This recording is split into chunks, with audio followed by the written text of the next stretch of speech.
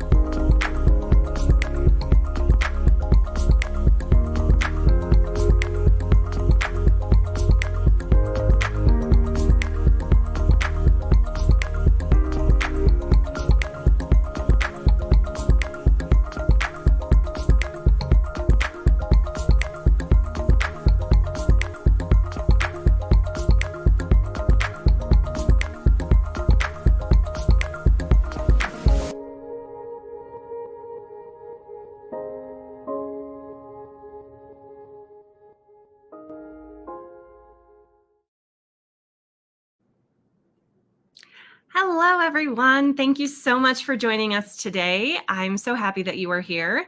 If you are just joining us, welcome. If you are watching from social or from YouTube, please head over to, let me find it here, streamlineartevents.com/future. We are giving away some prizes today, and we select all of our winners from the chat. So head over there so you can be part of that. My name is Carrie Stover. I have been with Streamline Publishing for over 12 years now. I am the marketing project manager for the company. I manage the Plein Salon art competition that awards over $50,000 in cash prizes. And I am also the community ambassador for Pastel Today, our newsletter dedicated to all things pastel. In case you're new to Streamline, we are the publisher of several art magazines, newsletters, art events, conventions, retreats. We also produce over 600 art instructional videos over the years. So we do a lot of things for artists. Before we get started, a little housekeeping notes. If you guys experience any issues with the broadcast today, please refresh your browsers. That will usually fix problems 99% of the time. And if for some reason things do go haywire and they're not working, there will be a replay of today's event. So just be ready for that. So again, if you are here today, comment in the chat where you are watching from. I see Malette from Sweden. We have Sandy Jameson, so many people from everywhere. And we have some giveaways today. So we are going to do that. Our first giveaway today is I've got a couple streaming videos that I want to give away. One is our best-selling video, Secrets of Classical Painting by Juliet Aristides. And the winner of this video is Alana Goodyear. Congratulations, Alana. If you're in the chat, type I'm here just so we can make sure that you're here and you're going to get your video, and send me an email at winner@streamlinepublishing.com so we can make sure that you get your streaming copy of Juliet's video. The next video is one of our bestsellers from this year. It's Mastering Water with Cami Mendlick, and it also actually has a step-by-step companion book that she has called Color Relativity, and it helps you create the illusion of light with paint. So be sure to check that out on our PaintTube TV site. And the winner of the streaming copy of Cami's video is Doug from Jersey City, New Jersey. Congratulations, Doug. Make sure you comment I'm here in the chat and send me an email at winner@streamlinepublishing.com so we can get you your video. And my last one is another bestseller from this year, and it's a really great video no matter which medium you paint in. I was hesitant to watch it because I'm a pastelist and this artist is not, but it's actually really phenomenal no matter which medium. It's so foundational. It's so good. And it's Larry Moore's new video course, the creativity course, Finding Your Unique Painting Language. I really encourage this video for every artist. It's awesome. And the winner is Kathy Henderson. Congratulations, Kathy. Remember to send me an email, winner@streamlinepublishing.com, so we can get you those videos. And we will also be dropping those links in our chats so that you guys all have access to those as well if you want to check them out. We are going to be giving away some more things today, but like I said, you have to be present in the chat to win. So make sure you are in there commenting, asking questions. We will have a Q&A after today's event with our guests. So if you guys have any questions about anything, please drop those in the chat and we'll keep those towards the end of the broadcast today. And like I said, if you guys are having any issues with the broadcast, if it's lagging or anything, please refresh your browsers because that will fix issues 99% of the time. Okay, so welcome to our free live event. What is realism? In a world obsessed with modern and abstract art, do realists have a chance? The host for today's event is Peter Trippi, and he is the editor-in-chief of our Fine Art Connoisseur magazine dedicated to all things collectors and art. For those of you who don't know Peter, he, like I said, is editor-in-chief of Fine Art Connoisseur, the magazine that serves collectors of historical and contemporary representational art. He is also president of Projects in 19th Century Art, a firm he established to pursue research, writing, and curating opportunities. He's based in New York City, and Peter previously served as director of the Dahesh Museum of Art in New York and vice director for development at the Brooklyn Museum. Peter has created international touring exhibitions and publications devoted to the 19th century painters G.W. Waterhouse and Lawrence Alma Tadema. His most recent curatorial project was the exhibition of Pre-Raphaelites, a Modern Renaissance, which attracted 120,000 visitors to the Museo San Domenico in Forlì, Italy earlier this year. So he's a pretty awesome guy. So now, here's your host, Peter Trippi. Thank you, Carrie. I love being called awesome. This is good. This is a very good start. I just want to say that you're awesome too. Carrie is one of those team members that we cannot live without. She does an amazing job. So please give her a thumbs up in the chat stream if you have a chance. We definitely love Carrie and working with her. I would like to echo her greeting of welcome to the Future of Realism Roundtable discussion. Today, we're going to discuss a wide range of topics having to do with what realism means today and what its future looks like. We're going to be joined by guest artists Thomas Jefferson Kitts and Sarah Sedwick. I'll introduce them in just a minute. Right now, it looks like we've got a huge crowd watching, so thank you very much. We're glad that you're with us, and we do look forward to your questions and comments in the chat stream as we go through this program. Certainly, you've just heard a bit of a summary of my career. I started as editor-in-chief of Fine Art Connoisseur in 2006, and that was through Eric Rhodes, the founder of the magazine and the head of Streamline Publishing. He had started the magazine a little bit earlier than I arrived because he wanted to help build a future for realism, which at that time was not getting its fair share of exposure in the art world. At the time he started, in around 2004, it was almost impossible to learn realism. College art programs considered it something unexciting, and it had already been done, and they were focusing on more modern and conceptual techniques, and they'd often abandoned essentials like life drawing. The good news is that at that point already, a few ateliers had begun in places like Minneapolis and Florence and New York, but there were some problems in getting that point across because the internet was not as common as it is today. A lot of younger people, less experienced people, didn't know how to find those ateliers until later in the development of the internet. Eric believed that creating the magazine Fine Art Connoisseur would allow us to become the standard bearer for realism. He felt that by exposing representational art, which is another adjective we use for this kind of art, by exposing it to collectors nationally, we could change the art world significantly. He felt that this exposure would encourage galleries to handle this kind of art, and also to handle related kinds of art that are perhaps more impressionistic or expressionistic. It's not just academic classical realism, it's all sorts of realism that we support. I was very much on the same page as I was serving as director of the Tehesh Museum of Art in downtown Manhattan. And I met Eric at a dinner party at the home of the collector Fred Ross and his wife and family. And we hit it off immediately. And we thought that this might be a nice way to partner up. So I left the museum field in terms of full-time work and became editor of the magazine. And I've been doing it now for 18 years. And I've loved every minute because it's always changing and growing. I hope you'll agree that we've made a lot of progress in the field of realism, all of us together, everyone on this program today. Just for example, Streamline has launched a conference called FACE, the Figurative Art Convention and Expo, and many trips abroad for collectors who get to look at art in different countries, especially in Europe. We also publish the newsletters Fine Art Today and Realism Today. So these are different channels. Of course, Fine Art Connoisseur has always been very focused on collectors. We felt that it's important to make this world of art approachable. Eric always felt that the art world itself was a bit snooty. So we try to speak in regular English when we're writing the articles. We're not using footnotes. We're not talking in PhD words. We've also tried to make sure that the magazine is accessible in terms of its topics. We have a lot of collectors, many of them of deep pockets. They're open-minded about realism, but we also want to encourage artists to read because we know that they get into these dialogues through the magazine with other people who support this kind of art. So in that regard, we're hoping to inspire artists by showing historical examples that are of great quality and also top-notch contemporary work that they may or may not know about already. Another passion of Eric, as you probably know, has to do with training. When he himself wanted to learn how to paint, he found it very difficult. His mission has been to make art more approachable through training and to help people understand that they can learn it even if they don't believe they can. That idea of overcoming a notion that you have to be born with talent, that you're either a genius or you're not. No, actually, you can develop those skills through hard work and through the right teaching. And therefore, the company has very much had at the heart of its mission, making art accessible through the training. And we're going to talk about that a bit more as we think about Realism Live coming up in November.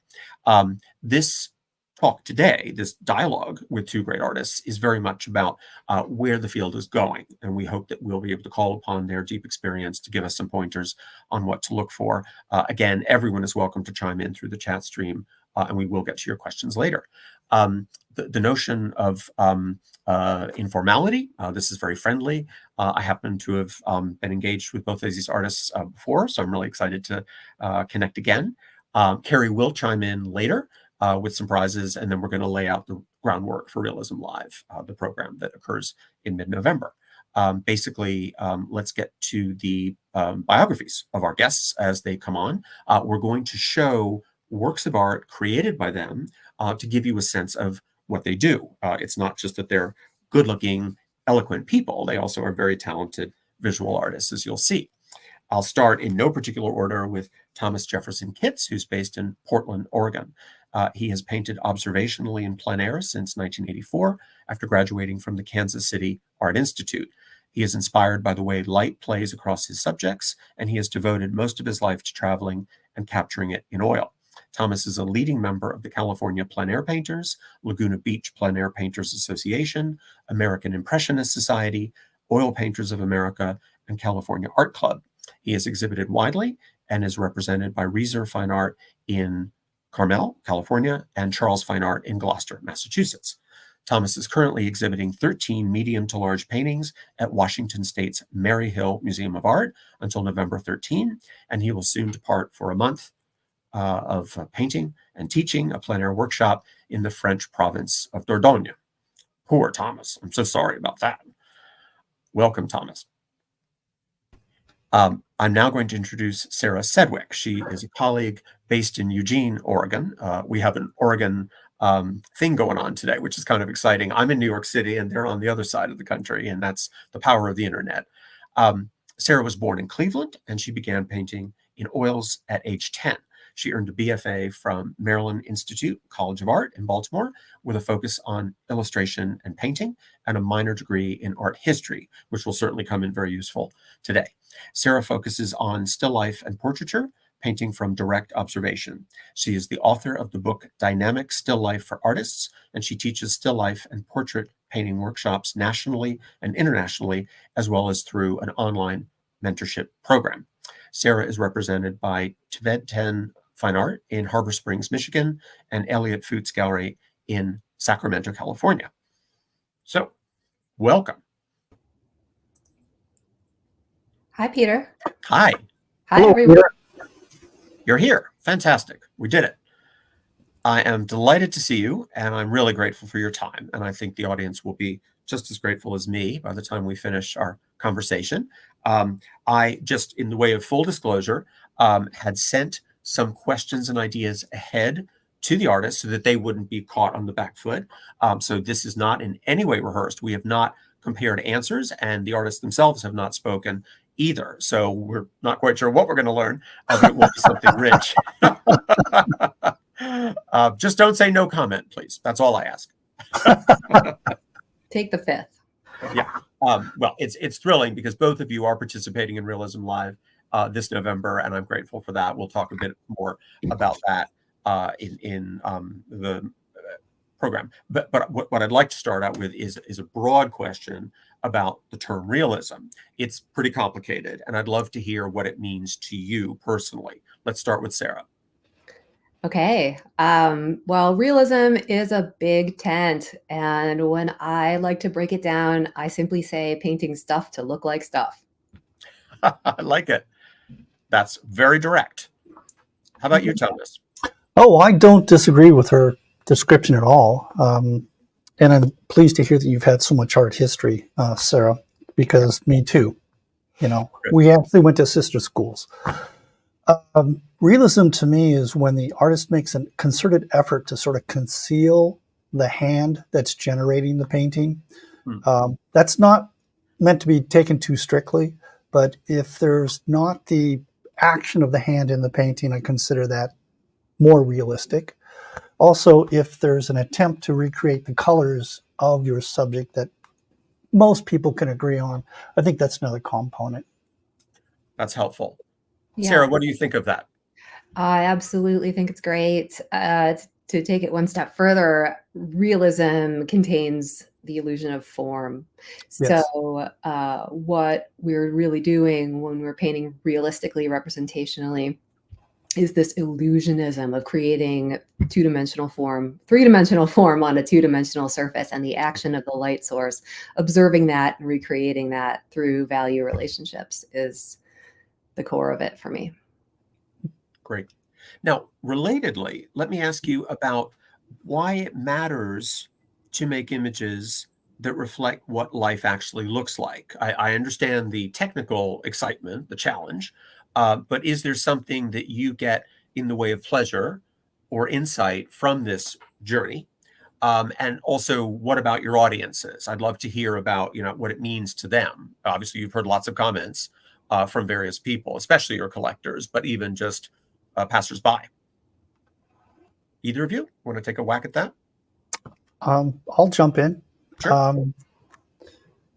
What I do now is very different than what I was doing as a young man. As a young man, I was very iconoclastic, and I wanted my paintings to look exactly like what I was painting. And that was my measure of success. What was similar and what was dissimilar. And about, 20 years in, that when I could do that, I sort of lost focus or interest on just doing that. And I started to play with more historic concepts of what different painters did in different periods.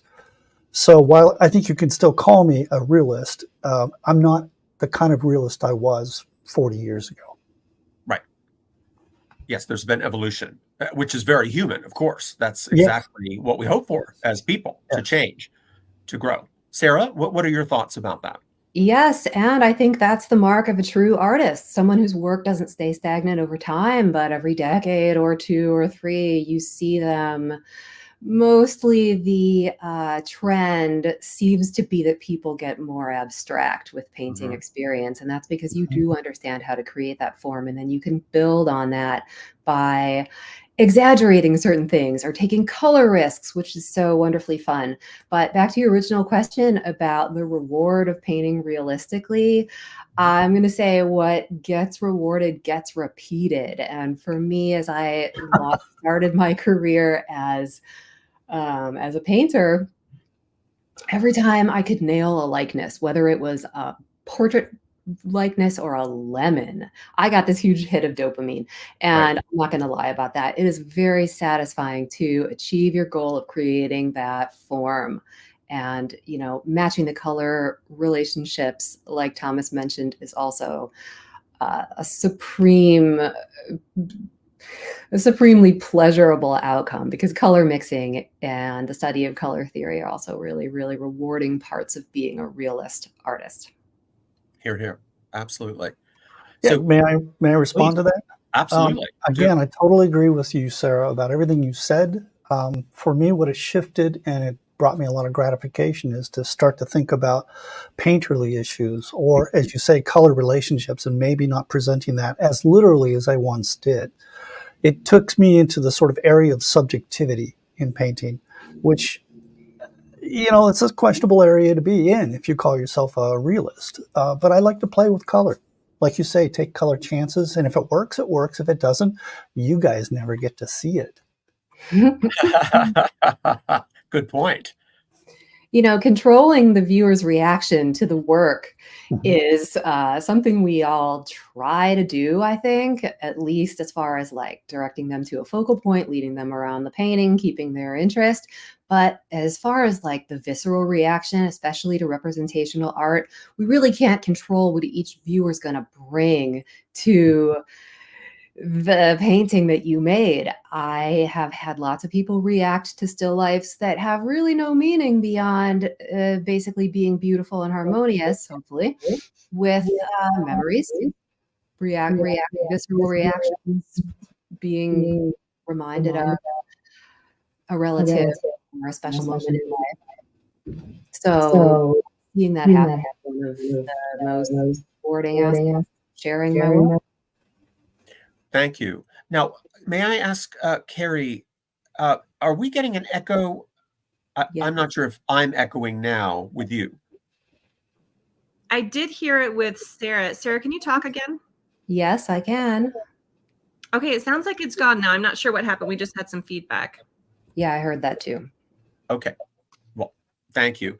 I just wanted to not get in the way of our pleasure in hearing your thoughts.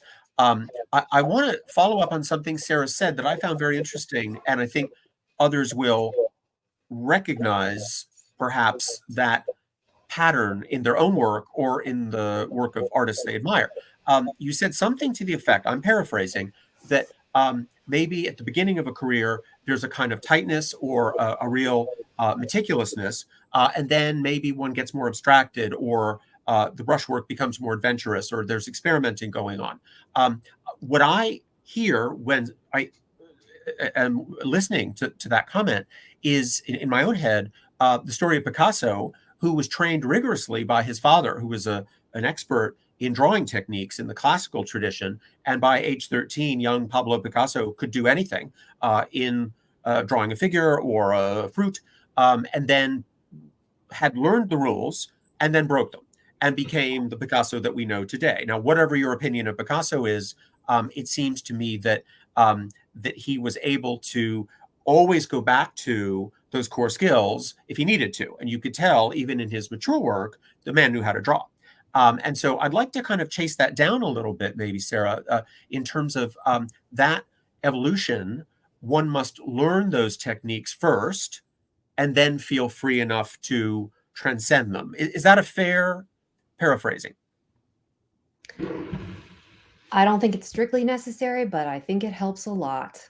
Yep. And I know you want to talk about atelier training and that effect on realism and moving into the future, and how those particular people who've had atelier training move their art careers into the future. I don't want to preempt you, but I do want to say that strong foundation in things like drawing and painting stuff to look like stuff, which Thomas and I both were lucky enough to, Thomas, I'm assuming we were both lucky enough to get that foundation in our respective art schools, in the programs that we were in within those art schools. Right.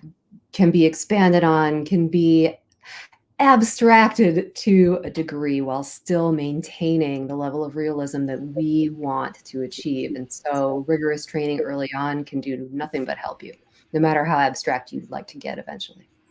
Got it. No, that's really helpful. Thomas, any additional thoughts on that point?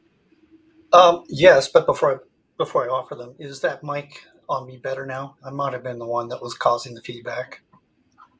I hear no echo. Okay, great. I think it worked. So I okay, think great. I just Thank you. switched microphones out. So I'm sorry, I was processing the mic thing. Right. So just give me a one sentence recap, please. Right, absolutely. Well, this idea of is there merit in the right. wisdom that one should learn those skills to a high standard, and then be comfortable breaking them or transcending them, changing them up a bit to be more reflective of your own artistic personality. Yeah, I'm of two minds on that. I chaired a art department for 10 years, and I ran into this a lot. My feeling is, yes, it's important to learn how to draw. I'm an ex-illustrator, so that comes from there.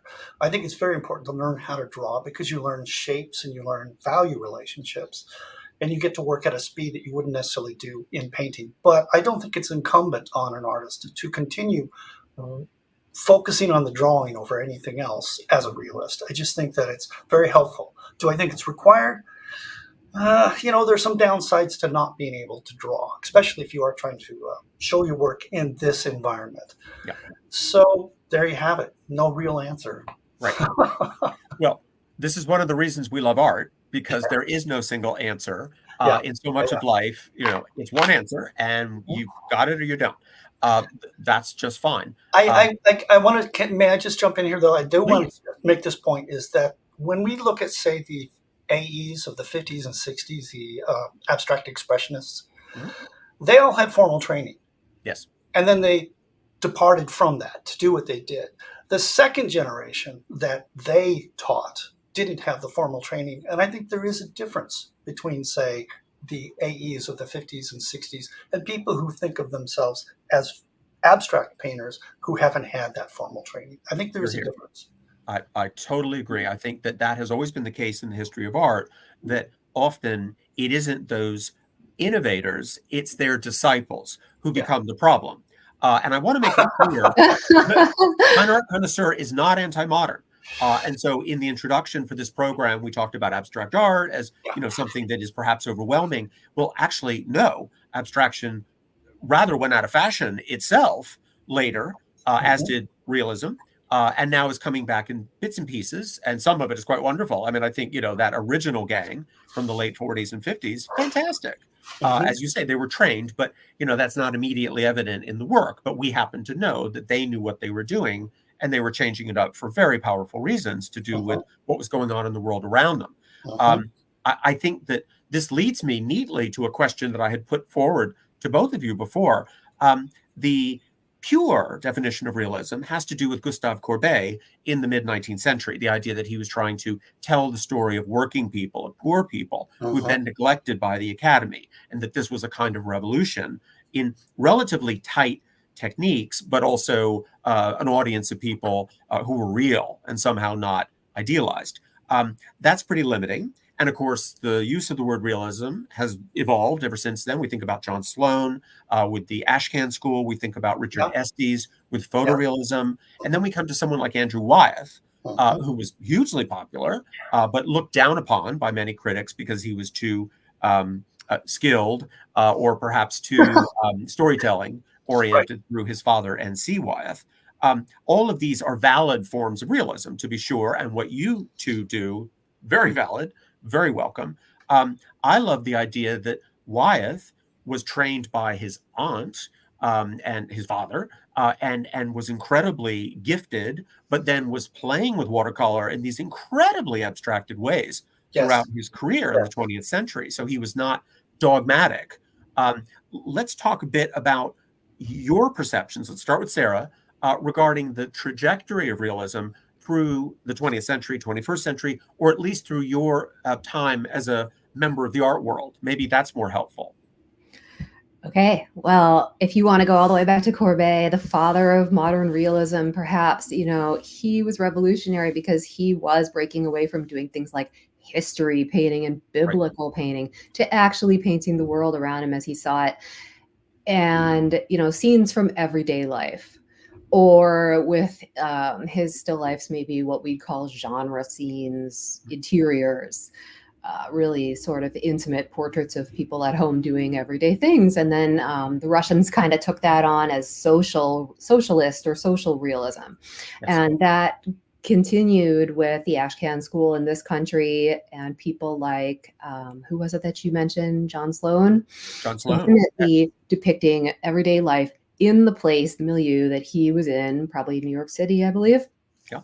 And so that social and even almost political component to realist art has kind of carried through from Courbet through the 20th century. I don't see it being as prevalent today. Yes, it's existing. But as far as people who are really focused on working from life, outside of the realm of urban sketching, which is a very cool genre in itself, but we're sticking more to painting, I think, in this discussion. We're looking at everyday life, at least my lens, a little bit differently than going out there and observing people and, painting what they do with themselves when no one's looking. And instead, I'm maybe looking at what they've left on their kitchen counter, picking it up and elevating it into beautiful still life on a canvas. I still think that I'm painting slices of life. I absolutely think that, a still life can be anything, which is why I love to paint them, including aspects of, super modern technology. I've seen beautiful still lifes of like computer towers. Yes. And tangled cords and things. And so reflecting the time that you are living in can 100% be part of realism. But then, there's always the throwback, the memento mori, the, even master copies. But back to what you said about drawing in the last topic, I just want to quickly say that I really believe that drawing is the best thing you can do for your painting without a brush in your hand, no matter what kind of artist you are. I like that. Will definitely help you with things like composition, which is key. That's a great phrase. I'm going to remember that, definitely. And I'm so glad you mentioned the computer tower, that we must remember that it doesn't have to be emphatically beautiful, canonically beautiful. There is power and significance in all sorts of things that seem common. Why not? As long as the artist applies his or her approach to make it their own. That's why we're not talking about photography today. Photography is an art, but we're not going down that road because you bring something as a visual artist to the subject through your brush, or perhaps if you're a sculptor, through your chisel. Thomas, any thoughts about that trajectory in art history, which you know well as well? I'm in full agreement with Sarah. In fact, let me just share this. With the people I mentor online, I usually have them working from still lifes because I want them to work directly from life. There are things that they can see that the camera can't capture. And we get into that level. At some point, I usually ask them to go ahead and let the dishes pile up in their sink and use that as their subject matter. It's a whole subgenre of still life, the sink painting. Yes. Well, it works because it tends to disconnect the student from the narrative, or disconnect them from the subject, and make them start to look at abstract qualities, composition. How do you lead the eye? How do you emphasize one area against another? because it's not a subject that people necessarily want to hang on their wall. You're no longer painting for that audience. Yes. Yes. At the same time, you're giving yourself the opportunity to really discover a moment of beauty where you'd never expect to find it. And I guarantee you, the longer you look at your kitchen sink full of dishes, Yes, you're going to find something beautiful to communicate to the viewer there. I agree. I think that once we start painting, we see it. Mm-hmm. There's a level of comprehension. It's a rolling thing. You know, it's like you get to one level and you're pretty happy with that. And you decide, am I going to go to the next level? And then am I going to go to the next level? And every time you make that jump, you see more. And you see more relationships. And you see, I don't know, I don't want to get too woo-woo, but you kind of see, I don't know, for me, it's the sublime. I could find the sublime in a sink of dirty dishes. So could I. And, you know, we're from Oregon. Let's get woo-woo, Thomas. Well, you're in Eugene, so you're a lot closer to it than I am. Oh, we're just a little Portland now. Don't even worry about that. But, I want to turn it back kind of around on you. And the opposite of the kitchen sink would be some of these beautiful scenes you paint like down in Laguna, and they're so sublime in themselves. How are you distilling that? It's so much more challenging from my perspective to distill something that's sublime everywhere you look, to really honing in on the thing that's turning you on the most and communicate that. I have the same belief that Sargent had. And I am no sergeant. I will be the first to say that. But I have the same belief that really anything can become a painting. It's more about how you are painting than what you're painting.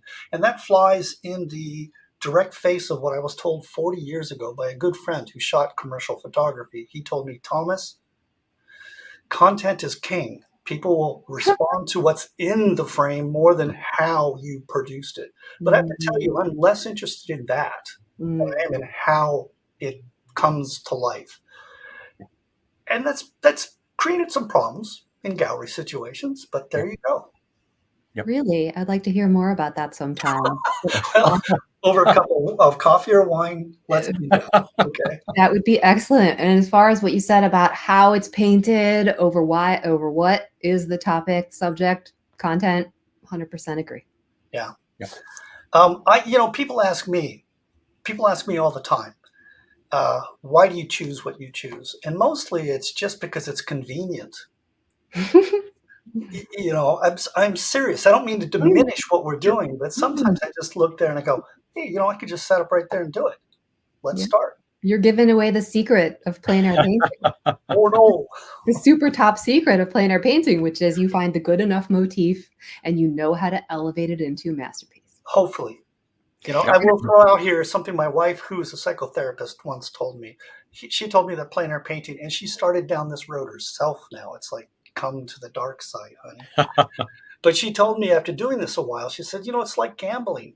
It's intermittent reinforcement, and it's the hardest behavior to break, because you get one hit every now and then, and that just makes you think I should double down. Yeah. So anyway, that's a little off topic. Satisfying, we wouldn't keep doing it. Yeah, exactly. But that idea is linked to the idea that you mentioned earlier about patience and the unfolding of the way you see. I like that. I mean, that you could call it addiction or you could call it development.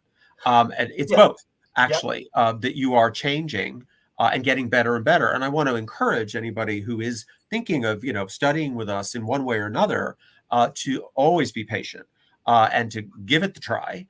But don't think that you're going to become Thomas Jefferson Kitts or Sarah Sedwick overnight. If you're just beginning now, it's going to take time. My advice, and this is a bit off the topic, is just simply be kind to yourself as you're starting out on this. It's not about you getting to Sarah's ability and execution within your lifetime. It's about finding something new every time you pick up the brush. And not knowing the outcome. Absolutely.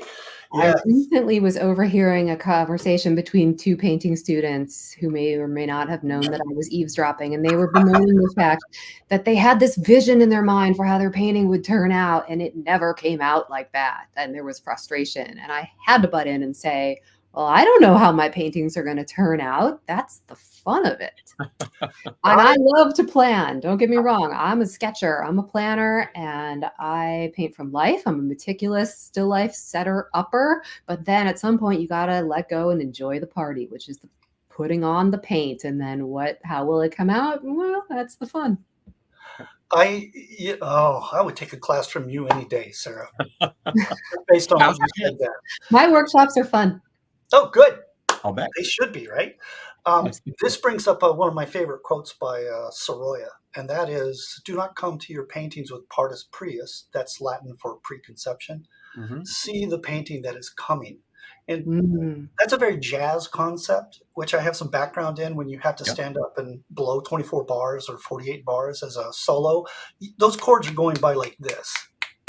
You don't have time to think and be aware. You just have to respond.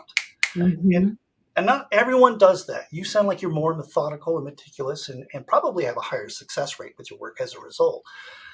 But I don't want to know where this thing's going to end up when I start. I just don't. So you're not a sketcher?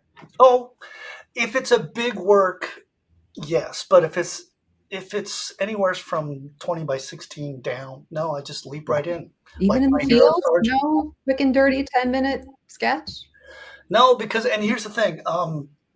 I totally see the value of that. And in certain situations, I would do that. But if I'm outside painting on plein air, if I take 15 to 20 minutes to sketch things out and work it out, by the time I pick up the brush, it's different. Yeah.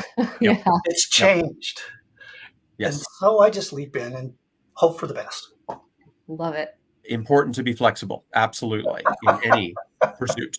Definitely. Now, I'm so glad you mentioned Sorolla, because that leads me to ask each of you about your heroes in art history and also artists that you're watching today. And those two ideas can run parallel, of course. Let me begin with Sarah. Who have you looked at most closely in art history in particular? Well, I'm loving this conversation with Thomas because he's calling out some of my favorites already. And of course, I'm going to thank you for letting me lead off, because I'm going to lead with Sargent. There's nothing like the transcendent experience of looking at Sargent's paintings in person. And I recently got to watch that video that the Tate just put out about his fashion and art thing. You can stream it for very little money online. I don't remember exactly what it's called, but beautiful. Sargent hits all the notes for me. And had a lot of still life elements within his larger portraits, which I do definitely enjoy. As far as art history, I mean, there's so much there. Wayne Thiebaud, if I'm going to talk about still life, definitely a very influential American still life painter. But as far as who I'm watching today, is this an appropriate segue? I can see, we're so lucky in this day and age to have so many places to consume contemporary art. And so unfortunately, I've moved away from the museum experience and the old masters. Degas, another one I want to mention, which I never miss when I go to a museum. But because I don't have access to going to a lot of museums and galleries where I live, I've come to rely on social media and the internet for really looking, and I'm looking at contemporary painters, and I'm able to look at all the genres, certainly not just still life, which I'm mainly involved in. So who am I looking at?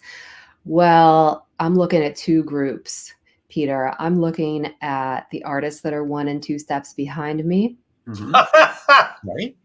Because they are not only a gold mine of inspiration and ideas, because, free of so many of the hangups that come with long courses of study, too many workshops. Anyway, I'm also looking at them because they are my students. Yes. I'm very, very much involved with mentoring and teaching, and I'm looking at the work of my students, constantly asking myself, how could they improve? What could inspire them further, and things like that.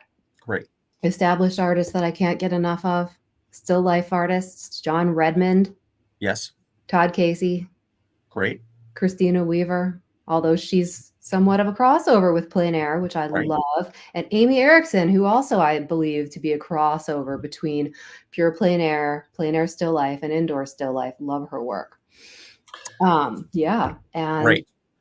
Really good people. I'll leave it Yes. there.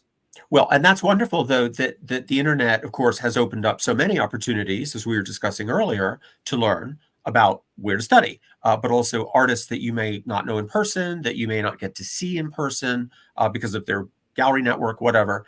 How great that we have that. And, on a big screen in relatively accurate color, there's nothing like seeing the real thing, to be sure.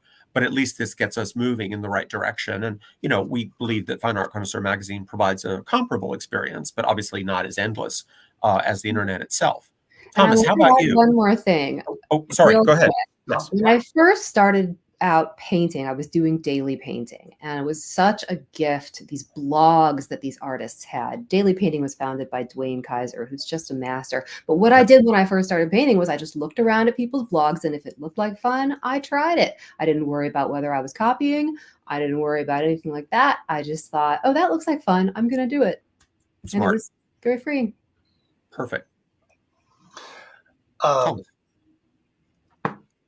Boy, that's all really good. I'm still absorbing that, Sarah. I think everyone knows, who knows me, that my holy trinity is Sargent, Soroya, and Zorn. Yes. And that's because they were early influences on me. I am here today because of Sargent. I picked up the first book that was produced by Ruzelli Press in 1983 at the Nelson Atkins Museum in Kansas City. True. And I looked at that. I had to put it down because I couldn't buy it as a poor starving student. So I didn't eat for a week so I could go back and buy it. Wow. I was that much taken by him. And mostly it was the landscapes. I mean, I admired the portraiture and all that, but it was the landscapes that hooked me. And I remember bringing that to my painting guru, a guy named Wilbur Newald, very famous in the Midwest. It was a great teacher. He provided the most atelier-like environment that you could find, I think, in America at that time, which was 80 to 84. Right. Anyway, I show it to this guru, my mentor, in the classroom, and he looks at it and says, "Oh yeah, Sargent. He's a mannerist." And it was crushing because I so bought into this, but I still had enough sense to go, well, okay, that's Wilbur's. I admire him, but that's Wilbur's thing. I still love it. And then I spent the next 40 years of my life trying to figure out how he did it. Yeah. And that's when these other artists came along. And so my cluster of the people that I look at very closely tend to be sort of late 19th century, early 20th century European and American painters. But I got to throw in the Russian itinerants. Yes. That I went through a massive amount of art history, and a lot of it was centered on realism. Not one word about the Russian itinerants. And I came across one of the first books on them a year after graduating, and I literally wept. I had to buy the book because I was looking at Levitan and my tears hit the book. Damaged goods. I get worked up now, but yeah, I want to throw something out here. So my fascination with artists tend towards the more historic, and it starts with Franz Hall, because most critics or historians would agree that that's where the bifurcation in painting in Western Europe began. Sure. Franz Hall was the first guy, or very early guy, that when he painted, he left the marks of the brush, the gesture of the brush and the paint in place, which was really unheard of before then. You had to smooth it all out. Absolutely. And so you can go and look at art history and see there's Franz Hall going this way, and there's the other people going that way still. And if you look at my work, you can see I'm interested in leaving the presence of my hand on the surface. I want the illusion that Sarah's talking about. I want the form. I want the space. I want the atmosphere. I want all of that stuff that people lock onto. But I also want them to be able to come up to the painting like this and realize that's just paint. Right. There we go. That's very powerful. Absolutely. Now, let's segue to contemporary artists that you're looking at. Describe some of them, or what kinds. Oh, gosh. See, I generally try to avoid talking about contemporary artists because I don't want to say something that kind of upsets them. Okay.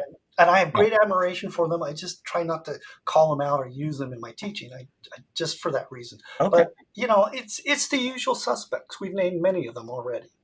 Right. Well, what I might venture to say is, and this is a segue to another question that we had anticipated, Okay. the overlap between the field of realism and plein air work that you, as I read in your bio earlier, very involved in the world of plein air, professional organizations. Where do we each think the overlaps exist, and there's still differentiations that are good or bad? Let's talk about that. You might not like my answer. That's fine. First off, I have never been comfortable with the term plein air in general usage and being applied to me. Okay. And here's why. I started painting what we call en plein air now in '84 after I came home from school. I couldn't afford a model and I got tired of doing still life. So I just started dragging stuff outside. Mm-hmm. Nobody trained me. There was nobody doing it. There was no books, CDs, streaming stuff. I had to go out there and make every freaking mistake you could make. My first plein air painting took 3 months. And I swear, I was up on a mountain looking back towards Mount Hood, 60 miles, and I painted every tree, every bench, every noodle, every window.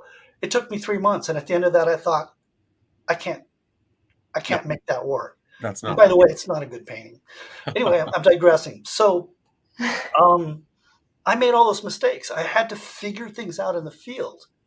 And my problem with plein air, the term is, we use it very improperly. I don't want to be a semantic guy, but en plein air tells you where something was painted. It doesn't tell you what it's supposed to look like. Mm-hmm.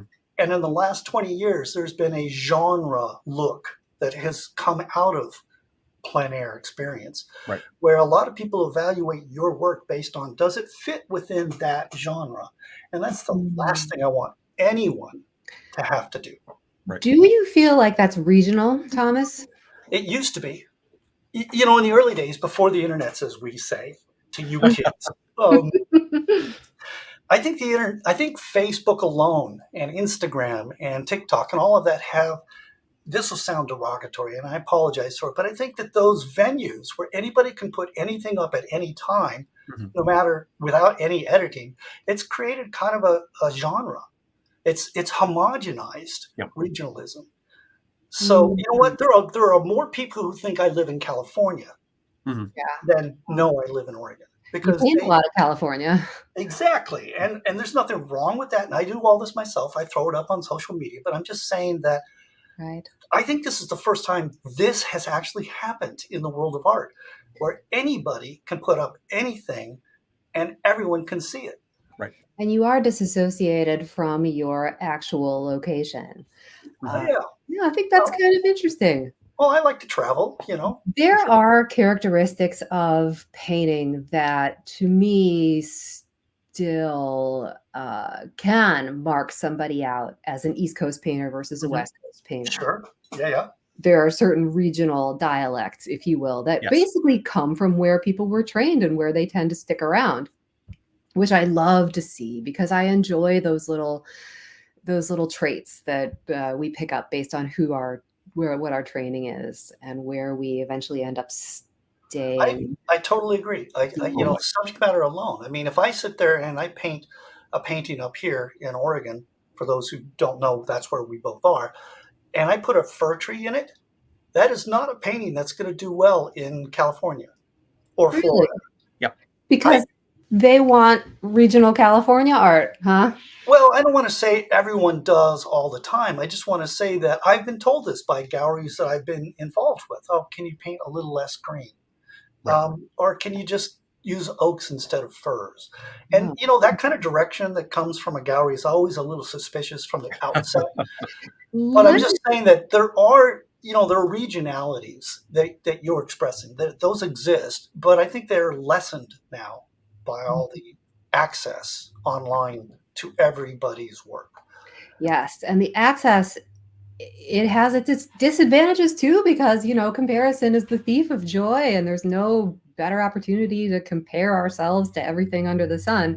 It's also the seeds of tragedy, but yes. Especially to see how busy everybody else looks, you know, when maybe we are teaching in Europe for 2 weeks and haven't been at the easel. I'm also going to be in Europe the first 2 weeks of next month, by the way. So Oh, Wait good. till you cross letter three. Offline, let's talk about that. I'd like to That's know where you're great. going to be. Okay. Yeah, we're both going to be in France, so I don't think we'll be near each other. Aw. But, I have to say that access to seeing art on the internet has opened me up to genres that I would not be looking at. I would not be looking at half of the landscape painting that I do. I wouldn't have access to things like the genre of interiors, which is my second favorite genre to engage in and admire after still life.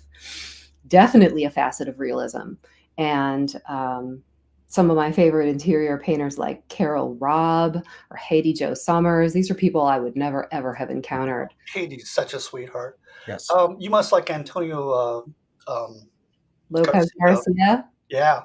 Well, I kind of have to say that I do, but the truth is, I don't know much about him. I've seen the movie, I've seen his work. Yeah, it's inspirational. It's a little tighter than I aspire to. Sure. Work Yeah. well. We ought to really talk about tightness versus looseness if we're going to talk about realism, because where's that Let's spectrum do. fall? Well, let me ask you first. Do you feel like you are a tighter painter than many of the people that you're painting with up there in Portland? Yes, but I wouldn't make a absolute out of it. I go through phases where I like to loosen up, Mm-hmm. and I mean, it's just a splatter of paint that somehow comes together at the proper viewing distance. And then there are times where I almost just want to bend over and brace my arm and just get the little brush out and, I don't know, illustrate the heck out of something. Do you work for photos when you do landscape paintings in studio? Yes, honestly, yes. But I prefer not to be in the studio working from landscapes. So if possible, I go out or I travel. That's one of the reasons why we go to Spain, France, blah, blah, blah. Of But course. if it's a situation where it really can't be done that way, then yeah, I'm open to working in the studio. And The problem, I'm going to finish this and then I'll give you a little. The problem for me is that if I work from photo, I can sometimes paint to the photo too much. Yeah, I'm just wondering if it causes you to tighten up more, because that's what happens to me when I work from photographs. I paint more tightly than I want to. Yeah, and I'm with you on that. And I have some theories as to why that happens. One of them, of course, is you can put the brush down, go get lunch, go out, do some errands, come back, pick the brush up, and then the next day pick the brush up and do all that, and then break it up. There's no time constraint from working from this fixed reference. And the other is, and this is a little more esoteric, is that most of us artists are not aware just how important binocular vision is. Mm. And there is no depth in a photo. It's a flat surface already. So half the time when I'm working from a photo, I'm trying to make it not look like a photo. Mm-hmm. Absolutely. Well said. And I think that kind of flattening and distortion that comes with working from photo reference is a good segue into something I wanted to say about another one of Peter's questions, which was, do you ever see work out there that's masquerading as realism when you don't think that it is? Yes. I had a little bit of a hard time coming up with an answer for this excellent question, but I had two genres that I thought of, which some people might lump under the category of realism, but which I don't see being realism, are folk art and surrealism. I'm glad you said that. Yes. Thank you. Now, folk art, we know, is very naive. They are not necessarily concerned with creating the illusion of form. And surrealism, while it can be hyper realistic, and hyper realism is another little tent inside our big tent as well. But surrealism can definitely have the aspects of realism, but because it's so whimsical and often dream based and just like that, it doesn't really work for me as part of what we see when we go to like the Oil Painters of America show, which I consider to be a real mecca for all different kinds of representational painters that are working today. Well, I'm so grateful you brought up those two areas in particular, because both of them are booming right now. And I think that we, as a big tent, should remember that we could perhaps overlap with those constituencies too. I personally don't love surrealism, never did, never will, but I respect the fact that a lot of people are following it now, and there are younger artists working in that mode. And of course, the American Museum of Folk Art is booming here in New York with all sorts of exhibitions that are not just historical, but also looking at contemporary work. So we should all remember that those overlaps exist, just as they do with plein air. Yeah, absolutely. In my mind, I should confess that in high school, which is further back than I'm going to admit, surrealism surrealism was kind of a gateway drug for me. Yeah, me too. You know, as a young person, those things really attracted me, and then I lost interest when I started looking further afield and at a broader range of art. I've never come back. You know, I mean, yeah, I'll accord people success in what they're doing surrealistically, but it's like, yeah, that's great. I can't like everything. No, that's right. How I feel about photorealism. Actually, the term I use, I just want to clarify that. The term I use now is, you know, there's a lot of kinds of painting that don't resonate with me. It's not that I dislike them or I devalue them. I just recognize that I don't feel connected to it. Yep. Fair enough. I want to say I could talk with you two forever, but I'm mindful of the time. I do actually have a stopwatch over here, and I'm getting a little concerned. We are really doing great. Let me ask a question about Realism Live and programs like it in terms of what they can offer, your own experience of Realism Live and such. You know, obviously, there's nothing like being in the room with a teacher, but that cannot always occur. Where do you see the advantages of a program like this? I'll start with Sarah. Okay. Well, this will be my second year participating in Realism Live, and I had a blast the first time I did it. I think, well, the advantage is that you can stay home in your pajamas and enjoy a totally immersive and really diverse mini workshop. It's like rapid fire mini workshop experience. But there's a bonus, which I really enjoyed, which was the presentations by some of the sponsoring art supply companies and getting that insider, getting to ask questions of the insiders from these companies about their products, which we almost never have access to those people.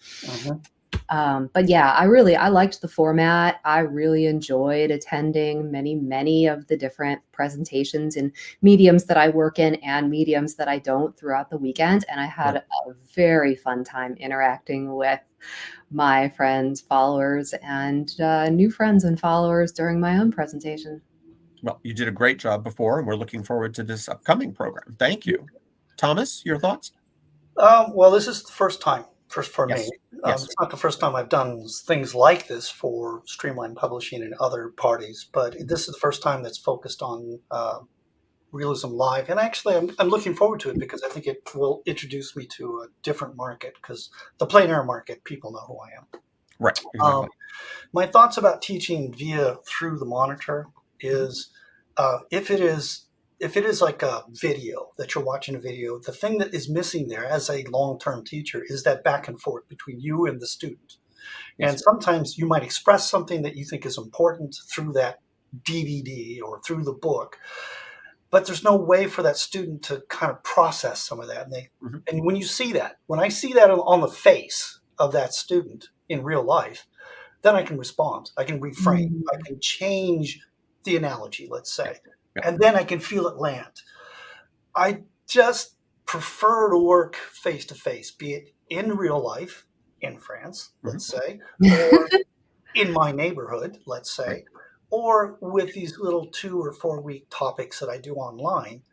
I didn't do any of that online stuff when COVID hit until I felt comfortable that I could convey what I wanted to convey.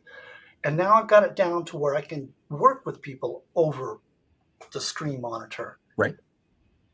I think that's way more valuable than, and there's value to watching and streaming set pieces like what Sandra and I have put together for Realism Live.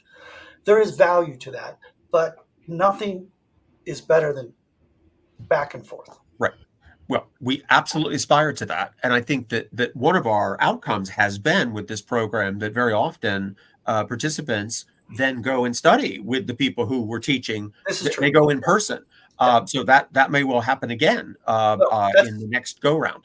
That's the benefit to Sarah and me, is that, we have people following up. And obviously, I'm very grateful for all of you for providing that to us. Yes. Absolutely. And since both of us teach both in person and online, we would be accessible to any students that wanted to follow up. Well said. I Yes. want to say that I've been putting videos out there on YouTube for 10 years and also running my online mentorship program for coming up on a solid 8 here. And so I was teaching online way before COVID. When I first started putting my videos out on YouTube, did not think that you could teach people to paint via a video. I will admit it here. Yeah. And I was wrong. Nice to be wrong sometimes. Yes. It's incredible, though, how COVID, the lockdown, moved us along on this journey. It may not have been at that moment for each individual instructor, but boy, the world has really changed when it comes to this acceptance of technology as a useful intermediary. But boy, I would love to go to Europe with each of you this autumn and learn directly. That's exciting. That's the ideal. One more thing about videos. For me, when I watch art videos, the best outcome that I can possibly have is that I get super jazzed up to want to go paint. Yeah. And that's what Realism Live is. It's one video after another that's going to make you want to run to your easel. Well, teaching face-to-face in real life and teaching, say, online live, they are two different animals in one respect. And one, excuse me, boy, I lost my train of thought. That's not good. I've worn you out. I think it was a salient point, and I'm just trying to reach for it right now. Oh, here's what it was. When I take on a class and I take them wherever we're going to be or here, and we have 5 or 7 days to work together, that's a lot of information that has to be crammed into a very short timeline. Yep. And I'm always left wondering how much of that is retained after the workshop. Yes. It's more than just a fun experience travel thing. It's a class. With the online thing, correct me if I'm wrong, Sarah, but with the online thing, I can set it up to where this single topic can go over 2 weeks. We have 4 sessions where I demonstrate a principle. They go and demonstrate it in between the next time we meet. So there's time for them to apply the information they're learning. And that's a huge difference. That's what really brought me back to teaching online, is that I could give people time between bites. I like that. Me too. That's good. Yeah, I think that's very humane because we all learn differently. I mean, that we want to reflect the fact that we are still people. One thing that we didn't get a chance to chat about today was AI and the arrival of that in the middle of our visual arts world. But that's another panel discussion. We'll sort of get you back, I promise, because you both are fantastic conversants. Thank you very much. I'm sad to bring this to a close, but we're not saying goodbye. We are going to have Q&A later. So we're just going to ask you to stand by, maybe get a glass of water. And I'm going to say a few words about Realism Live, if that's all right. I'm going to turn to a document that I've been holding and get to that. Yeah, there we go. The fact is we've just covered a lot of territory, and I'm so grateful to our friends, Thomas and Sarah, for that. Hopefully you agree that we've made some progress here in airing some of the ideas that have to do with realism. What I'd like to do is talk about opportunities and problems in our field and sort of run through them, and hopefully this will make some sense as I go forward. There's the way our mind works. This is about the humanity I was referencing before. 48 hours from now, you may not remember our names, Thomas, Sarah, me, because the mind gets distracted with other things. And the fact is that 72 hours from now, you may only recall one phrase or one joke. That is not about criticism or not having enjoyed yourselves. That's about the fact that we are human with brains that have limited capacity, especially if we're living busy lives. Our minds in that regard are like sieves. They go in the top, out the bottom. And we have to kind of get in front of that problem. New information, such as learning about art, can often be accepted and understood and used only through repetition and immersion. And that's kind of what Thomas was touching on before regarding phased teaching and having a chance to look again and look yet again. There's another problem which has to do with ideas and information, that even a great session, a great tutorial, without application and implementation can often create frustration and end up having very little value. You actually need tools to take it forward. As Eric often says, information about farming is useless without a tractor. I love it. He's from Indiana. He's allowed to say that. Basically, we at Streamline are very lucky to have a lot of tools that folks can put instantly to use to get results to make themselves better, more successful painters. We're going to hope that you want to get on the way to that goal through repetition and immersion. Importantly, hopefully you'll leave today with a toolkit that allows you to paint better, more often, more happily, and we're going to guarantee it. Essentially, it's not just about your satisfaction, it's also about your satisfaction with the results that come from it later. And I'll talk about that idea, that this notion of transforming yourself as a painter, getting better, can come about through participation in Realism Live. And it's relatively little money. It is not nothing, but it is basically about as much as your cable bill. And we'll talk about that shortly when Carrie comes back on. The fact is that Eric Rhodes and his team have been studying how learning takes place for a very long time.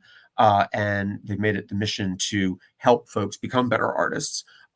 When you've got the publication of a magazine going on over here, it's interesting to note that this is the only art magazine in the field that is owned by an artist. That's Eric. And that, I think, makes it rather different. It is not just about connoisseurship. It's also about practice, about making things that are physical and also that are sold. The idea of we're not really a big corporation, we're a relatively small company, we're a team, we're a community. And I think that is why we want to see people become the artists they were meant to be.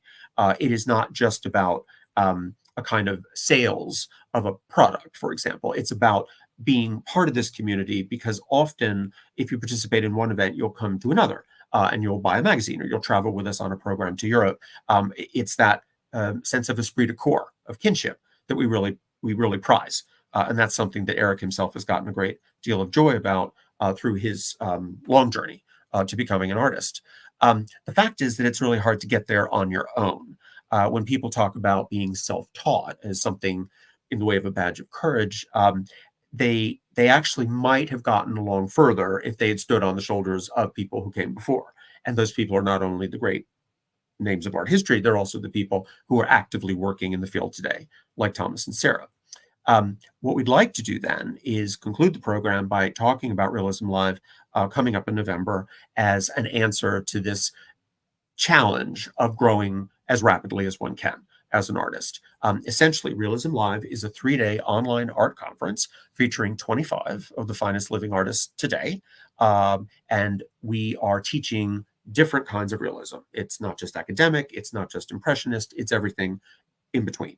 And it is the whole picture. It is portraits, figures, landscapes, still life, flowers, and more, all done in different styles. And by the way, in different phases. In some cases, you'll see a picture developed from soup to nuts. In other, cat stream flowing rapidly with comments and questions and expressions of support. The fact is that once you are better trained, obviously there are more opportunities ahead, like hooking up with a gallery or exhibiting more often or being collected more, and ideally doing better financially. The instructors that we have are a very broad mix of levels of experience in terms of some of them not even actually teaching anymore. Obviously, we all would agree that we would love to study with Thomas and Sarah, and maybe we will, but some of the people in the program on the faculty roster are not actually doing this anymore because they're that senior and not having the need to teach so actively. So we're really grateful to them for participating in this way, in this one time per year context. There's really no way to put a value on this in terms of the time one might save by having this deep immersion. I mean, you could argue that it's tens of thousands of dollars of training in an art school that can be abridged through this sort of program. But obviously, everyone is different that way. We want to make the point that this is certainly about the same price as a single workshop, and you're getting 25 workshop instructors all in one. The guarantee is right there. If you attend and it's not for you for any reason, you can watch the first full day. And if you just are not liking it, you can absolutely know that we will refund 100% of your money. There's just no risk in that regard, because sometimes it just doesn't work for an individual viewer. If after watching the replays and practicing things over and over again, you feel that you have not made any monumental change and you're not feeling better about it, let Eric know and he'll still refund your money. So it's not just that first day, it's also even after the journey is over and November has gone by.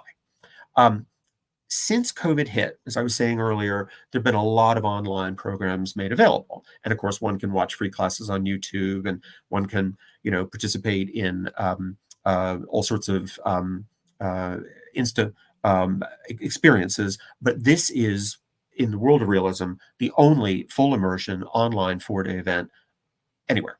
And that, I think, is something special.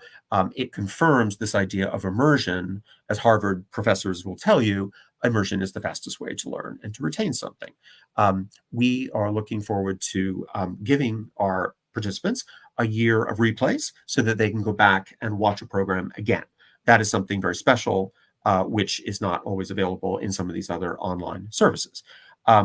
As you're watching, you can be painting along or drawing along, and as I said, asking questions in the chat stream as you go. That's definitely an advantage, because you are getting response from the instructor during the program, that they are there, even if they're not on camera, because the video is running, they are actually there at their computer answering questions from participants live. Before we show you the faculty, I just want to absolutely underscore the fact that we're offering a special price today because you attended this event. And we've also got quite a few bonuses as well.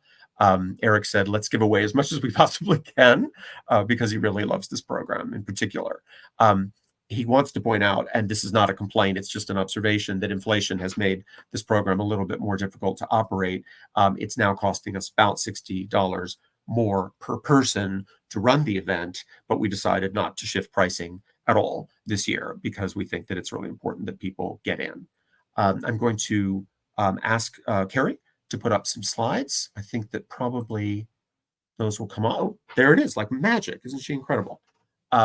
So if you'll bear with me, I'm just going to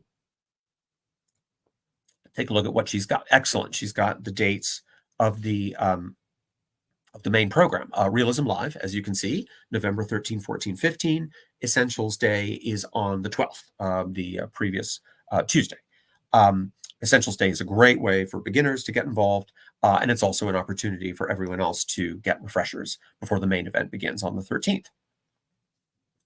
So here's what to expect as you attend Realism Live. We have the demos from the 25 artists that I mentioned. We've got the Essential Techniques Day on the 12th.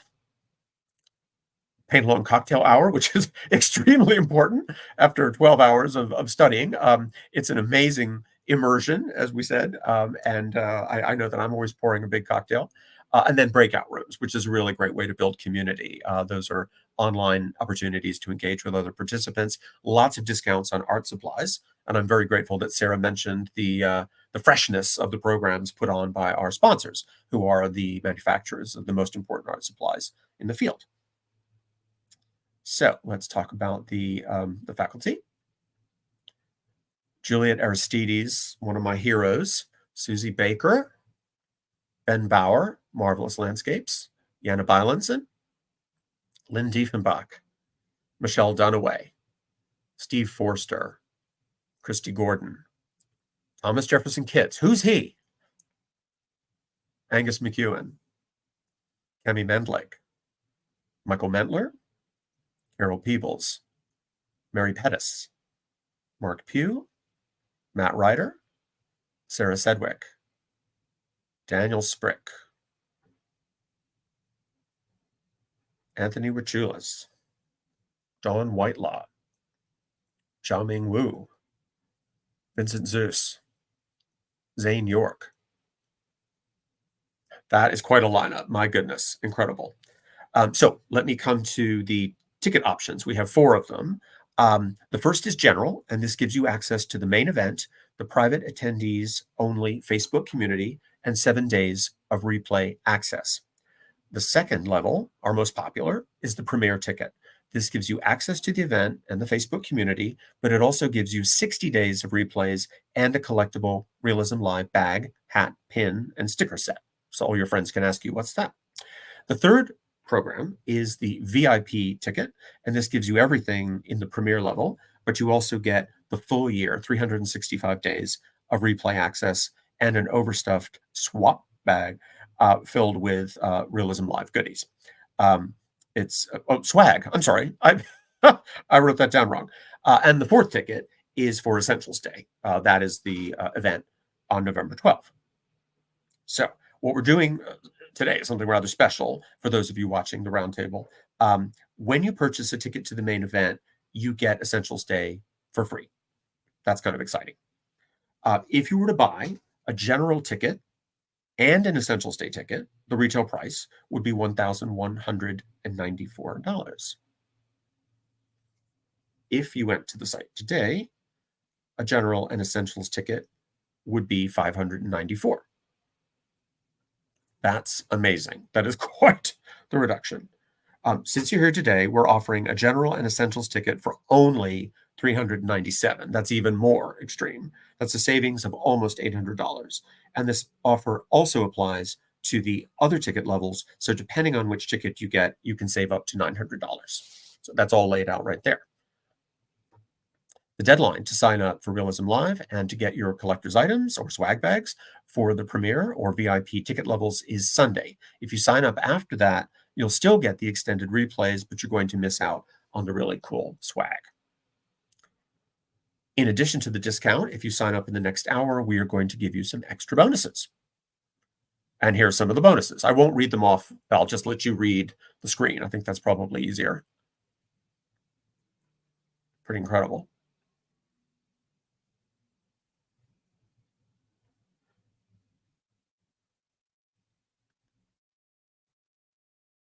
Well, that is a total value of nearly $2,000. We believe in the value of this event, and we want everyone to be satisfied. So we have a 100% money-back guarantee. If you let us know by the end of the first day that you don't love it, we will refund all of your money. Please book now to capture these discounts and bonuses, but know that you can cancel at any time if you want to. And we have a variety of payment options. They're all laid out here on the screen. And that is the link right there, realismlive.com/web. Great, fantastic. Okay, now I think I'm back on screen. Fantastic. Thank you, Carrie. That's really great. I'm going to drop it in the chat. We actually had to change our URL at the last minute. It is realismlive.com/offer. So I'm going to drop that in the chat for everybody. Thank you. That's great. So just a reminder then that this offer is quite extraordinary. And $397 is truly the price of my cable bill. So that's fantastic. Let's hope you take that right away. I certainly would. So in our case, what we can't do is hold it any longer than I mentioned before, that basically it is not fair. We really want people like you who participated in this roundtable to benefit from the opportunity. It will not be on offer indefinitely. If you are wanting to participate, this is the time to do it, most definitely. I'm just looking at my... Yeah. Oh, right, there it is. Okay, got it. There were no slides up there. We did, in fact, communicate with Eric by chat when we were having the slides run, and he's just agreed to something quite exceptional. For the first 20 people who do sign up with this offer, Eric will throw in 1 hour of his time on a group call where you can ask him anything that you want about your own career, or ask him to critique your art. I should point out that Eric judges a lot of art shows, so he's got a very sophisticated eye. He might be willing to offer some feedback on how to make your work stand out for competitions that are coming down the pike. I think that is kind of a lovely gesture because he is so helpful and is such a marketing whiz. The truth is that our staff are always busy looking for artists, pushing artists' websites to each other. And I think that Eric would have very wonderful input about how to get more publicity and marketing opportunities for your own career. He himself has written a best-selling book about art marketing and has been a marketer all his life in various fields. So he's got lots of valuable things to say. I'll underscore, first 20 people who get into this offer will get that opportunity to spend an hour with Eric. The link that we just heard about from Carrie, basically choose that ticket level that you want based on the number of replays that you're interested in. Hopefully you'll go for the tip top because that's the longer run. That's a full year at the VIP level. Let's see. Oh, if you don't want to hop in the next 60 minutes, you still have 24 hours to lock in the price. And obviously we have a record of who's on the call with this program, so we're able to check on that. We really do believe that this is a program that's worth pursuing and that you will be very happy and will not even bother to request a refund because you'll be so pleased. When you do attend, we should stress, please don't skip a session. Even if you think that that topic is not for you, it might be a genre that you're not especially interested in, we promise you that you will find it inspiring. And that's part of the immersion factor, that you might want to clear your schedule as much as possible on those days in November. Having said that, if you must be away from the screen for a particular time, no problem, because you've got replay availability. Nonetheless, there always are concerns that people have about, well, maybe this is not the year. You might be thinking, I have something more important to do that week. We would argue, what's more important than your personal growth? The fact is that this faculty will never be assembled on this same virtual stage before. Next year, it will be a different crowd. Wonderful, no doubt, but definitely different. A lot of people think, well, I don't have the time. I'm not sure this is a priority. Well, it really should be, to give yourself the joy.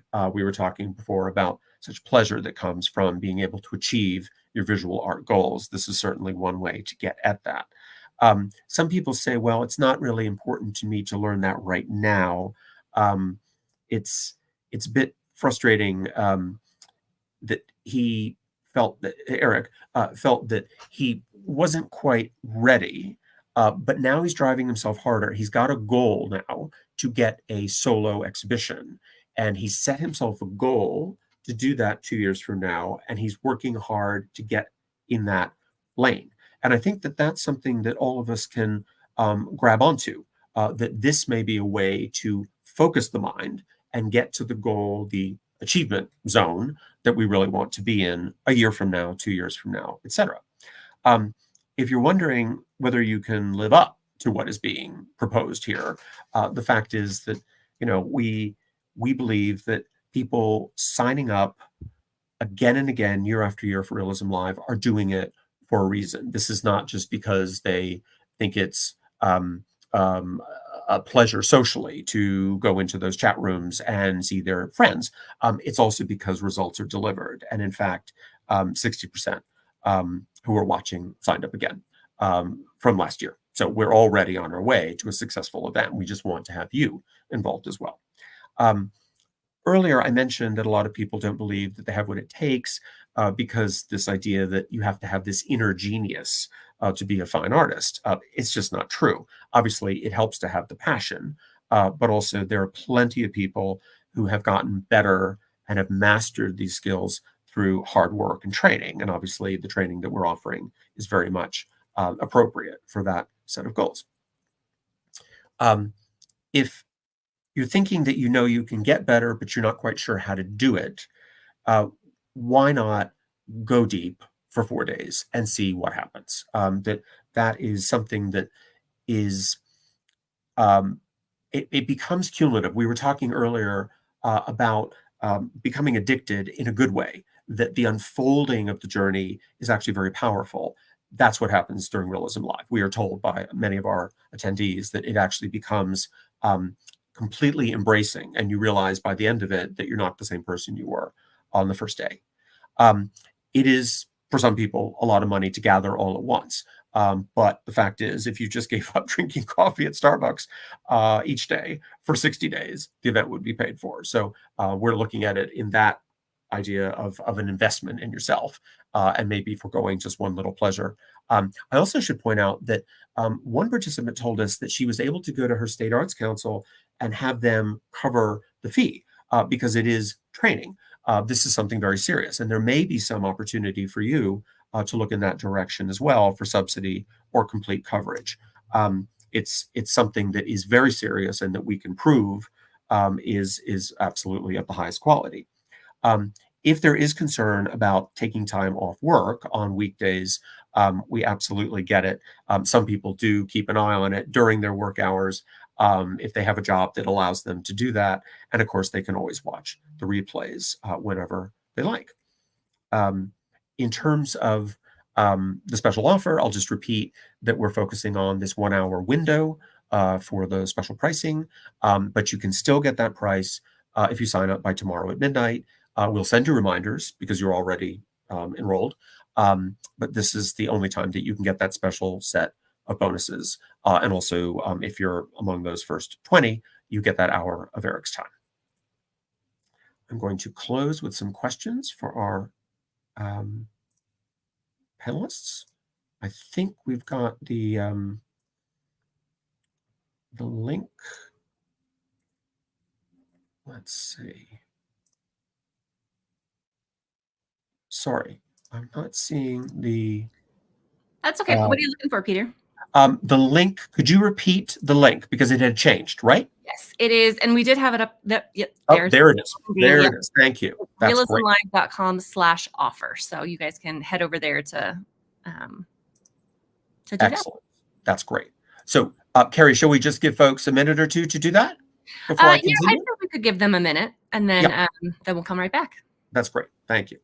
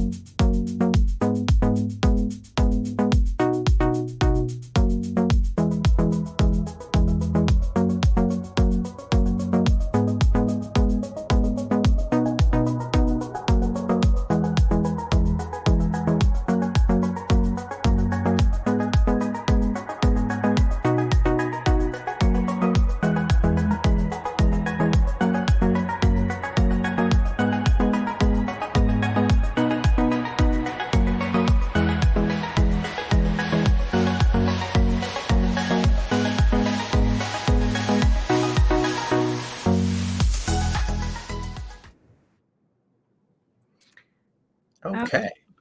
Hi. Hi. I'm back. So Thank you. I'm going to add Sarah and Thomas in here.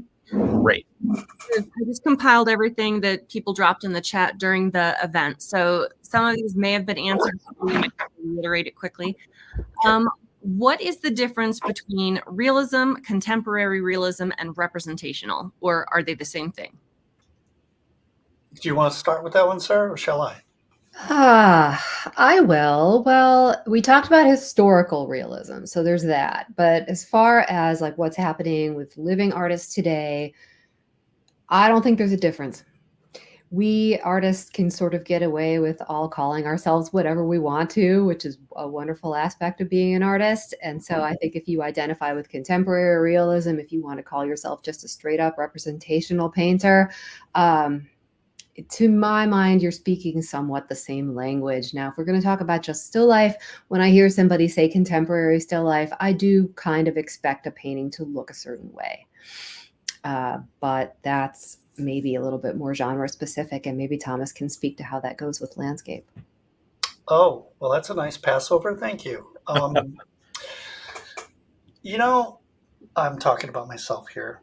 My tagline for what I do is realism plus impressionism, and I tend to bounce back and forth. It's because I really admire and like to paint from life, but I've reached a point in my life where I try to bring other isms into what I'm doing. So I'm actually more comfortable with the term representational painter than I am realist. Mhm. And that's not a diss. It's just I'm Sure. more comfortable. It's more encompassing for what I do. I do know that when I look at contemporary realism versus historic realism, one of the big differences is the palette of colors. You know, since the late 19th century, all these fantastic, amazing, intense chroma colors are now accessible to artists. And so when I look at a contemporary artist, most of the time I see those new colors compared to the dirt that people painted with 300 years ago. Well put. I like it. I don't like Thank painting with dirt. Yeah.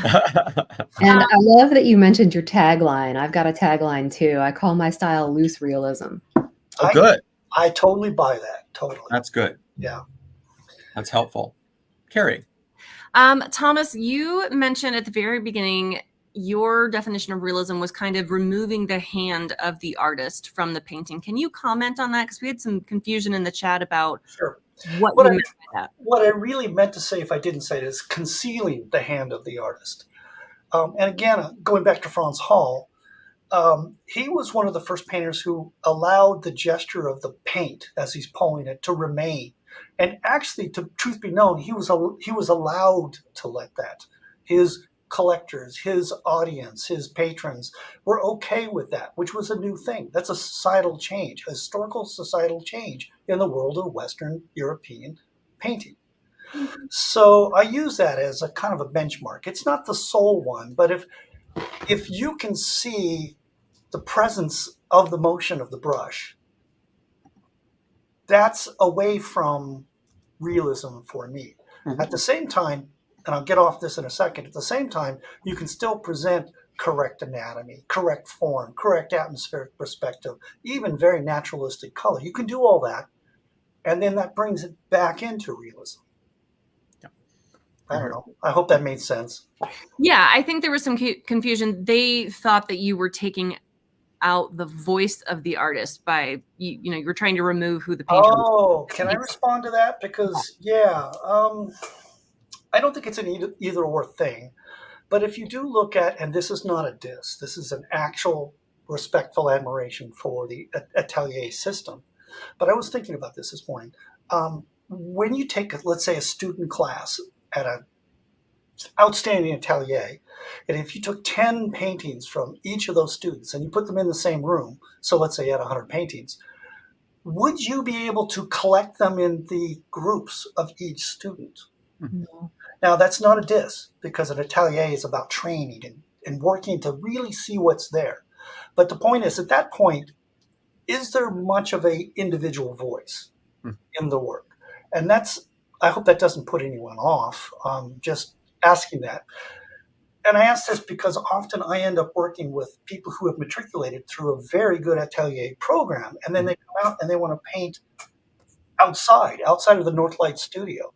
And in many respects, many of them are sort of like deer in headlight. Yep. They can't use the same processes that they were using in that controlled environment. It's a joy to work with them, but I know they have to go through the frustration of painting out. That's very well put. Thank you. I think one more reason that we love to see realism live with all its different approaches under one roof, so to speak, because it gives anybody, but especially people arriving in the field or beginning to improve their skills, a recognition that there are different approaches that are absolutely valid. It's not just one road. Exactly. Absolutely. That is great. So you guys talked earlier about formal training, and someone asked, is it possible to make good art without formal training?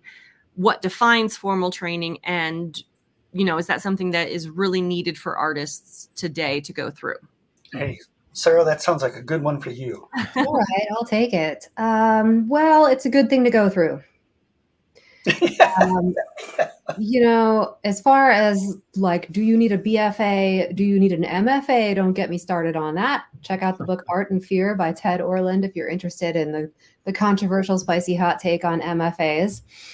But as far as some training, I think it helps, and not only just not getting a BFA. I'm not saying if you don't have a BFA, you can't have a successful artistic career, but I think you need to paint with other people, whether there's a teacher present or not, because you will learn just as much from watching the other students or artists in your painting group.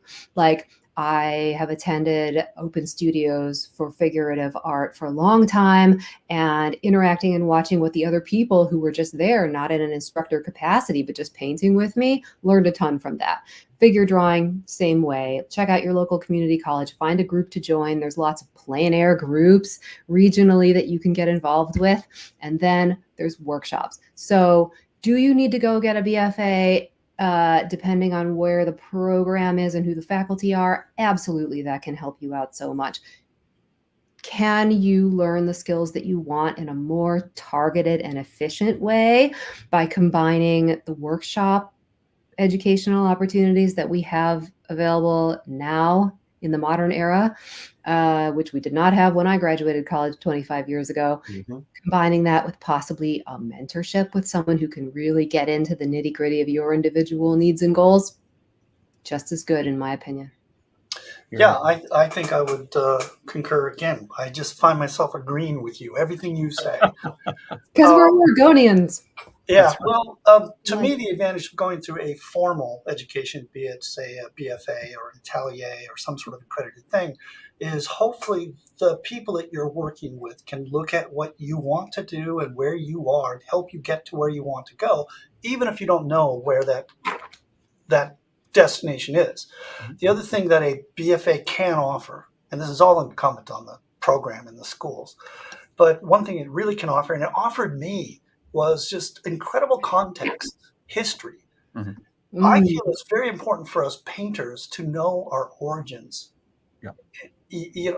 Otherwise, I would feel disconnected from what I was doing. And just to hit the point that Sarah just made, is that you should put yourself in an environment with other like-minded people. But I would suggest you make an effort to put yourself in an environment where they are better than you. Yes. Because that will force you to play up. Yes. And that, I think, is very important, whether you go through a formal program or whether you're self-learning. Yeah, and I want to definitely concur with what you said about art history and being connected to our roots. I've mentored people who have educations, but maybe not Bachelor of Fine Art educations, and have learned a lot about painting, come to a pretty high level, but still experience imposter syndrome because they are not familiar with the canon of art history, like those of us lucky enough to have educations like you and I. Hey, I'm going to ask you a question. You can answer it or not. I'll admit that I still suffer from imposter syndrome. Do you? When I got invited to do this panel, Thomas, I've had imposter syndrome for the past week and a half. What are you talking about? I love it. Yeah, lovely. Well, you have absolutely shined. Thank you both. Absolutely fantastic. I mean, you're so eloquent. I'm hooked. I want to do it again as soon as we'll possible. be here. Yeah. I know that Sarah and I are going to have to get together now. We just have to.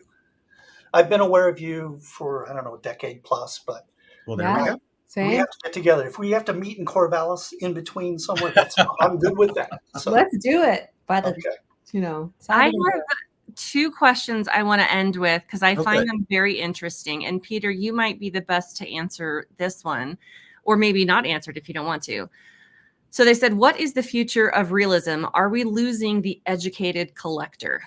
Oh. Well, it's a great question. I'm concerned too, for various reasons that have to do with the way things are distributed in the world. And we are concerned about that. Obviously, our magazine, Fine Art Connoisseur, carries on and puts the best in front of people 6 times a year. We're worried about the future of commercial galleries because all retail, anything with a storefront, is under threat for all sorts of reasons that I don't need to repeat here. And that is something we're watching and trying to support galleries as strongly as we can, as often as we can. That is not to say that we are anti-artists who do all their own marketing and selling on their websites or Instagram. That's great too. But this is complicated because we feel that in a way, the galleries were very helpful at cultivating communities of collectors who felt part of a circle, a kind of extended family. When you're doing things online, you're often at home or on your phone in the car, and not engaged with other people, supporting each other, learning from each other. It's kind of like art education itself. To learn to be a collector is to be brought along by people who are perhaps more experienced or more knowledgeable in one way or another. And so this is where the word connoisseur comes in. To know and look at the same time is a special gift. Mm-hmm. Your thoughts, artists. What do you think of this? Oh, I want to jump in on this one. Sure. I don't want to sound like one of those old men who goes out on the front lawn and yells at the cloud. But, yeah, I think in the 40 years I've been doing this, I think that as my reputation, or I guess my exposure, has gone up, my collectors have become more informed and more educated, and they're buying more based on what I'm doing and less on that content I referred to earlier. Right. I can't tell you if there's less or more now. I can't. I don't have that global view. All I can do is just do what I do and put it out there and hope that somebody comes along and says, I would like to have that. Yep. Mm-hmm. Absolutely. Sarah? Well, I also can't speak to it quite as broadly, especially as you can, Peter. I like your definition of connoisseur. Yeah. But I do want to talk about small paintings. Sure. Because small paintings is what got me into painting in the first place after my kind of post-art school crisis, which we don't need to get into here. But small paintings. And what I'm seeing from the galleries that represent me also is that they're happy to have multiple small paintings because people live in small houses in certain parts of the world. People have maybe already got a huge painting for the one huge display wall that they have, but they still want to keep collecting art. And seeing the elevation of the small painting in the gallery's eyes, in the consumer's eyes, has been something that I've gotten to watch go on over the last 10 years, happily so. Great. That's really helpful. Yeah. And I want to make the point, I don't have a handle on the total number of sales per year either. My sense is that lots of amazing artists are thriving. And so I'm not all doom and gloom. It's just that the outlets and the manner of distribution is shifting. And we're all still trying to figure that out. And that's why we're trying to be, carrying the flag as firmly as we can with the magazine and all the programs that we deliver. Thomas? I want to touch on something, and Sure. I don't think this came up as a question, but I mean, AI is the elephant in the room here, guys. Yeah, sure. Okay. And I think that that's going to be, I've been through a number of these cultural shifts, and I think that AI is going to bifurcate, to use that word again, the art market. The people who are content with having multiples that never was painted by a human. Right. And then there's going to be sort of the super collector who has the wherewithal to still buy originals and values the human artifact that we produce. So I do think that the impact of the future is that AI is going to go this way with making imagery, and there's still going to be a cadre of educated, influential collectors. Who do we artists want to point ourselves at is the question. Mm-hmm. You're here. Well put. Yeah. And by the way, I never, ever want to forget that people who study art, people who are artists also are often fantastic collectors. So in that regard, even if one doesn't pursue a full-time professional art making career, one can have such joy working on art and collecting it because it's just part of your life. It becomes a joy in every way. Yeah. Carrie. Honestly, some of the best artists I know locally here, they never show. Right. I mean, seriously, they are better than most people whatever Yep. dream, but they have Yep. no interest in entering the market. It's a paradox, isn't it? Yeah. Yep. Okay, so the last question is a very, I feel, thought-provoking question. I'm curious to see what you guys have to say. If art was wiped out completely right now, like we had just like a mass destruction and art was gone, what do you think would be the first art form to return and why? Is there a certain style or is there a certain type, or just what are your thoughts on that? What would appear first? Realism, Why? because I think it is probably the most accessible content for the broadest audience. And just, it just covers so much. And, I think you really need, for anyone to like, we mentioned this earlier, the abstract expressionists, you really need to know a little history, and you need to know why they went that way to really fully understand and appreciate it. And that would be gone.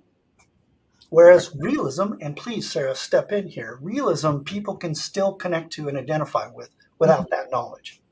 Completely agree. Yeah.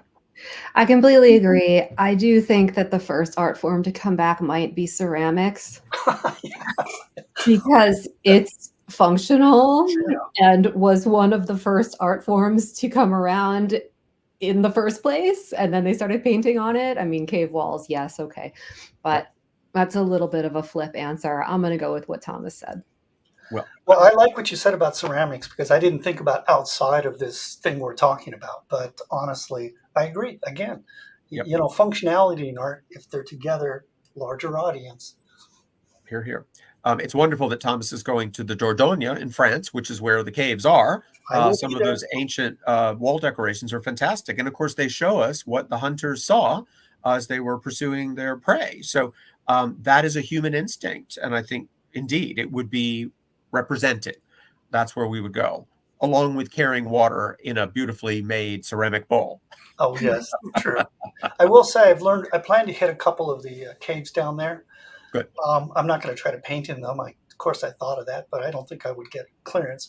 But the bottom line is I learned something very interesting, which is a theory that when you look at these, and I will test this theory, when you look at these cave paintings, they've been constructed in such a way on surfaces with certain drawing and sort of choppiness that if you have a torch and it's flickering, it animates the animals. Yes. Love it. 35,000 years ago. The first cinema. Yep. Yeah. Fantastic. No wonder the French love cinema. Right? Okay, Carrie, thank you for those questions. That's really helpful. And thank you to the audience for posing such interesting questions. You're a very attentive group. Bravo. Wow. So I will, if I may then, with Carrie's permission, say thank you to Sarah and Thomas for your remarkable insights. You are such good sports. I can feel that Oregon love. And I know that you will get together at a diner by the side of the road in between your various homes to talk more. And we certainly look forward to hearing and seeing you in November as part of Realism Live. So thank you. Big applause. Everybody put in a thumbs up in the chat stream. And we will be in touch, obviously, about all sorts of things. Thank you. We'll shift you to the side of the screen now, if that's okay. And we're going to then turn to Carrie for a few final giveaways because the good prizes just keep coming. Yes, I had a couple other best-selling videos I wanted to give away. Michael Mentler, figure drawing in Renaissance tradition. He is going to be on faculty at Realism Live.